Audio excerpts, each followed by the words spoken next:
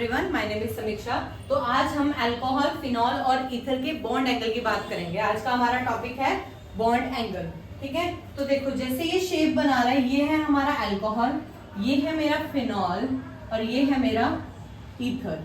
ठीक है, नॉर्मली जो टेट्राहेड्रल का एंगल होता है, जिस हिसाब से इसकी शेप है, वो होता है 109 डिग्री 28 मिनट। ठीक है, लेकिन यहाँ पे ऑक्सीजन के ऊपर लॉन पेयर होने की वजह से ये क्या करता है, रिपेल करता है। क्या करता है?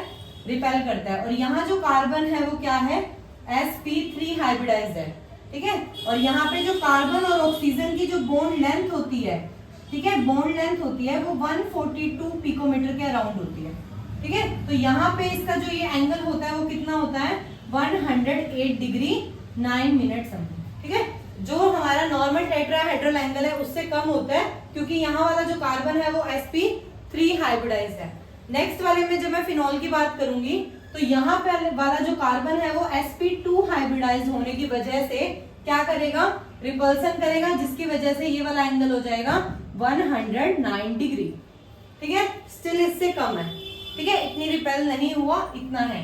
ठीक है, और यहाँ पे जो कार्बन और ऑक्सीजन की जो बॉन्ड लेंथ है वो इससे जो होती है वो कम आती है। ठीक है, लगभग 131 पिकोमीटर के अराउंड लिख लो। ठीक है, 131 पिकोमीटर के अराउंड। और यहाँ पे जब मैं बात करूं तो यहाँ और कार्बन ऑक्सीजन की जो बॉन्ड लेंथ है वो 141 पिकोमीटर है, जो कि लगभग अल्कोहल के जैसी है ईथर में।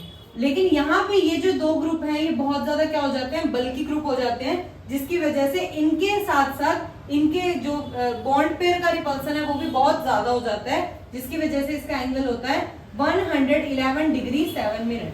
111 डिग्री 7 मिनट। तो ये हमें बॉन्ड एंगल की बातें पता लगी। इसका कितना होता है, 108 degree 9 minute, 109 degree, 111 degree 7 minute. ठीक है, तो this is all about bond. Everyone, my name is समीक्षा। मेरा टॉपिक है इस चैप्टर का प्रिपरेशन ऑफ अल्कोहल। अब हम करेंगे अल्कोहल्स की प्रिपरेशन बाय डिफरेंट मेथड। तो फर्स्ट किस मेथड से होता है, by alkyl halide. By alkyl halide. अगर मैं कोई अल्काइल हैलाइड लेती हूँ और यहाँ पे मैं एक स्ट्रॉन्ग न्यूक्लियोफाइल लेती हूँ, स्ट्रॉन्ग न्यूक्लियोफाइल लेती हूँ, ठीक है, in the presence of aqueous KOH। ठीक है, in the presence of aqueous KOH, तो यहाँ पे क्या होता है, ROH बन जाएगा, प्लस में KX बाहर निकल जाएगा। ठीक है, ध्यान रखना एक्वस KOH होगा, अल्कोहलिक KOH नहीं लेना, नहीं तो वो क्या बना देगा, एल्कीन बना देगा तुम्हारा, वहां पे एलिमिनेशन रिएक्शन हो जाती है। तो यहाँ पे हमारा क्या फॉलो हुआ, SN2 मैकेनिज्म।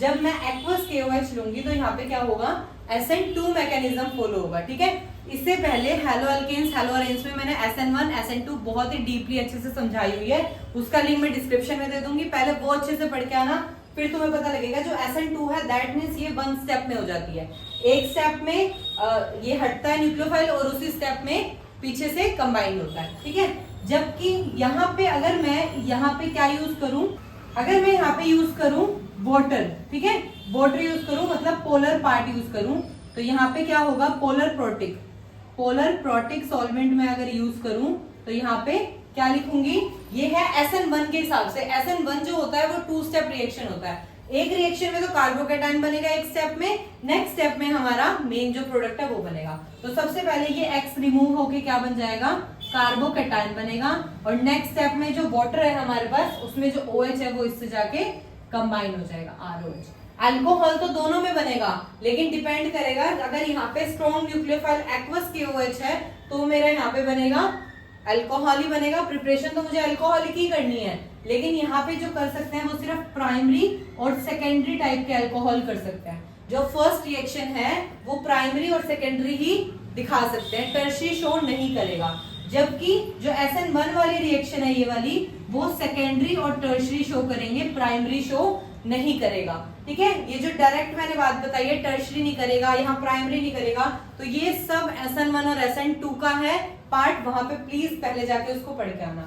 अगर मैं यहाँ बात करूं इसकी हेलो अरेन्स की, मतलब रिंग के ऊपर कुछ हमारा ग्रुप है, तो अगर यहाँ पे मुझे करवानी है न्यूक्लियोफिलिक सब्स्टिट्यूशन तो ये पॉसिबल नहीं है, क्योंकि पिछले चैप्टर में हमने ये पढ़ा था कि जो रिंग वाले होते हैं, हेलो अरेन्स होते हैं, वो नॉर्मल टेम्परेचर और प्रेशर पे न्यूक्लियोफिलिक सब्स्टिट्यूशन नहीं दिखाते। नॉर्मल टेम्परेचर या प्रेशर पे न्यूक्लियोफिलिक सब्स्टिट्यूशन शो नहीं करते, न्यूक्लियोफिलिक सब्स्टिट्यूशन शो नहीं करते। ठीक है, तो अल्काइल हैलाइड से 3 टाइप की रिएक्शन होती है। SN2 मैकेनिज्म, तुम्हें बस यहाँ ध्यान रखना है कि तुम्हारा कैटलिस्ट या तुम्हारा रिएजेंट कौन सा यूज किया जा रहा है। अगर वहां एक्वस KOH लिखा है देन तुम क्या करोगे, SN2 मैकेनिज्म से फर्स्ट एक स्टेप में ही अल्कोहल प्रिपेयर कर दोगे। अगर तुम्हारा वहां वाटर ऐड कराया हुआ है that means polar protic solvent, तो वो तुम्हारा 2 स्टेप में होगा। मतलब वो कौन सी मैकेनिज्म फॉलो कर रहा है, SN1 मैकेनिज्म फॉलो कर रहा है। और ये भी ध्यान रखना है, ये सिर्फ प्राइमरी और सेकेंडरी अल्कोहल दिखा सकते हैं। प्राइमरी अल्कोहल कौन होगा, जिस कार्बन से OH अटैच है वो सिर्फ नेक्स्ट एक ही और कार्बन से अटैच है तो प्राइमरी, आगे 2 कार्बन से अटैच है तो सेकेंडरी, 3 कार्बन से अटैच है तो टर्शरी। ठीक है, तो यहाँ पे क्या हो जाएगा, जो टर्शरी अल्कोहल है वो बहुत ज्यादा बल्कि हो जाएगा, जिसकी वजह से जो न्यूक्लियोफाइल पीछे से अटैक करता है वो नहीं कर पाएगा, ये रीजन है। और यहाँ पे प्राइमरी क्यों नहीं करेगा, क्योंकि प्राइमरी में क्या हो जाता है, कार्बोकैटायन स्टेबल नहीं होता। जब भी कार्बोकैटायन की स्टेबिलिटी देखेंगे तो टर्शरी सबसे ज्यादा स्टेबल, सेकेंडरी उससे कम स्टेबल और प्राइमरी सबसे कम स्टेबल। तो यहाँ जो कार्बोकैटायन बनेगा ना प्राइमरी वाला, वो स्टेबल ही नहीं होगा, और स्टेबल ही नहीं होगा तो आगे वो क्या बनाएगा, प्रोडक्ट ही नहीं बनाएगा। ठीक है, तो इसलिए यहाँ प्राइमरी सेकेंडरी करते हैं बिकॉज ऑफ स्टेरिक हिंड्रेंस, यहाँ रीजन है। टर्शरी क्यों नहीं करता, स्टेरिक हिंड्रेंस के रीजन से। और यहाँ पे प्राइमरी क्यों नहीं करता, क्योंकि प्राइमरी का जो कार्बोकैटायन है वो अनस्टेबल होता है as compare to secondary and tertiary. ठीक है, तो ये तुम्हारा टॉपिक था, first topic preparation of alcohol का बाय अल्काइल हैलाइड। ठीक है, सेकंड जो मेथड होता है वो होता है बाय एल्कीन। ठीक है, तो नेक्स्ट हम प्रिपरेशन करेंगे अल्कोहल की बाय एल्कीन। ठीक है, तो जब एल्कीन होता है दैट मींस वहां डबल बॉन्ड है, तो ये जो डबल बॉन्ड है इसका हम क्या करवाते हैं, hydration. Hydration means water add करेंगे, तो वाटर तुम्हें पता है किसमें टूटता है, H+ और OH आयन में। तो यहाँ पे क्या होता है, डबल बॉन्ड टूट जाता है और सिंगल बॉन्ड हो जाता है, और यहाँ पे इनके सिंगल बॉन्ड पे क्या लग जाता है, एक पे H और एक पे OH। ठीक है, तुम यहाँ भी H लगा सकते हो, यहाँ OH लगा सकते हो। अभी ऐसा कर सकते हो क्योंकि ये है सिमेट्रिकल, दोनों तरफ सेम है, तो तुम कहीं भी H और OH को कंबाइन कर सकते हो। लेकिन जब मुझे हाइड्रेशन करवानी होती है तो वो 2 टाइप से होती है, डायरेक्ट हाइड्रेशन और इनडायरेक्ट हाइड्रेशन। ठीक है, तो आज हम करेंगे डायरेक्ट हाइड्रेशन का पहला पार्ट। डायरेक्ट हाइड्रेशन का पार्ट कौन सा है, एसिड कैटालाइज्ड रिएक्शन। कौन सा है, एसिड कैटालाइज्ड रिएक्शन।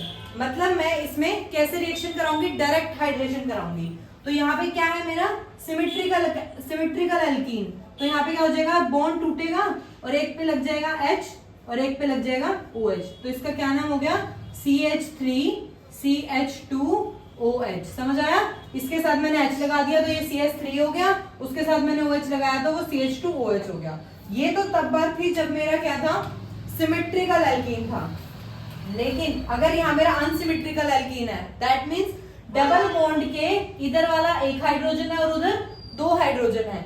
अब मुझे अगर हाइड्रेशन करानी है, वाटर ऐड करवाना है, तो मैं कहाँ पे H लगाऊंगी, कहाँ पे OH लगाऊंगी, इसको डिसाइड करने वाला हमारे पास होता है मार्कोनिकोव।